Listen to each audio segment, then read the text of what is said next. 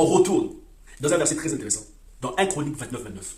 Allons-y dans 1 Chronique 29, 29. Je veux lire ce verset en incluant les termes hébraïques utilisés. D'accord? On y va. 1 Chronique 29, 29. On dit: les actions du roi David, les premiers et les derniers, sont écrits dans le livre de Samuel le Roé.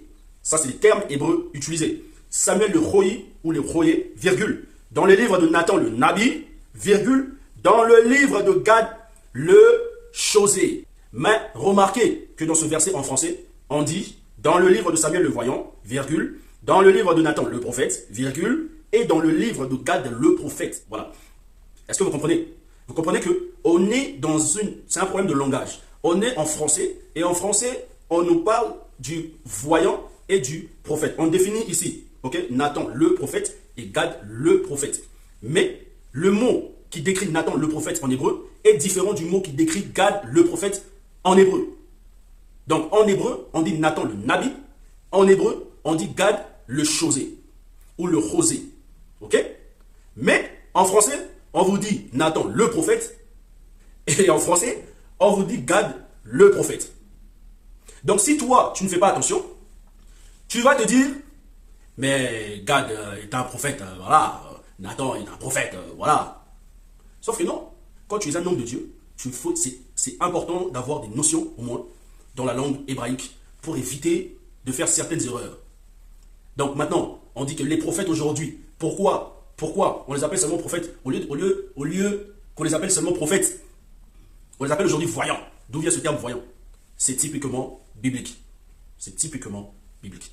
Donc voilà, ça c'était très important à savoir, très important à savoir. Maintenant, ce que nous devons retenir dans ça, ce que nous devons retenir pour faire conclusion, ce que nous devons retenir pour une conclusion. Et plus tard dans les prochaines vidéos, nous parlerons des voyants dans le Nouveau Testament. On va parler des voyants dans le Nouveau Testament. On va parler des prophètes dans le Nouveau Testament. Donc ce que nous devons retenir est ceci. Point numéro 1. Point numéro 1. Il y a une différence entre les prophètes et les voyants. Point numéro 2. La différence est où? Les voyants sont des prophètes parce qu'ils parlent de la part de Dieu. Ils reçoivent un message de la part de Dieu. Sauf que les messages qu'ils reçoivent, dans leurs caractéristiques, ils reçoivent les messages par le moyen des visions.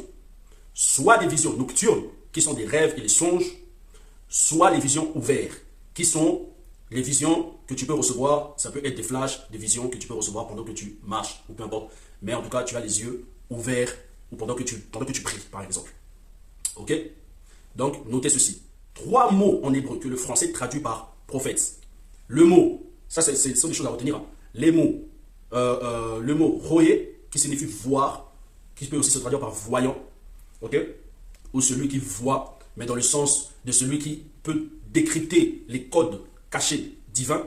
Donc, quand on parle de roé, du coup, les Hébreux avaient l'habitude de décrire le roé comme étant un homme qui reçoit ses visions par les songes, d'accord? Par les songes. Donc, les roé, ce sont les voyants songeurs, d'accord? Puis, le deuxième mot, c'est le mot chosé ou rosé. Rosé peut aussi se traduire par prophète. On peut aussi le traduire par voyant parce qu'en hébreu, ça veut tout simplement dire voyant ou alors visionnaire.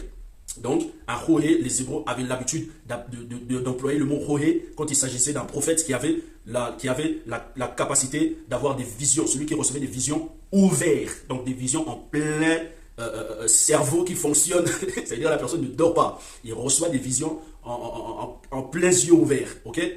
Donc, ensuite, il y a le nabi. Nabi, qui se traduit aussi par prophète. Et en hébreu, ça veut dire aussi prophète. Mais prophète, contrairement à Chosé et Roé qui veut dire voyant, mais hébreu, Nabi signifie prophète. Mais prophète, quand on parle du prophète Nabi, les Hébreux avaient l'habitude de définir le prophète Nabi comme étant un homme qui reçoit les inspirations divines. Donc un Nabi, c'est un prophète inspiré. Donc il ne voit pas, il n'a pas de songe, mais il reçoit les inspirations divines. Voilà, donc comprenez ceci, ok? Ça, vous vous êtes rendu compte, on a beaucoup parlé de l'Ancien Testament et tout. Prochainement, nous parlerons du Nouveau Testament, des voyants dans le Nouveau Testament, et je reviendrai sur ce sujet. Sur ce, que Dieu vous bénisse, et puis portez-vous bien. Prenez le temps d'écouter cette vidéo en entier, et que Dieu vous garde. Allez, ciao.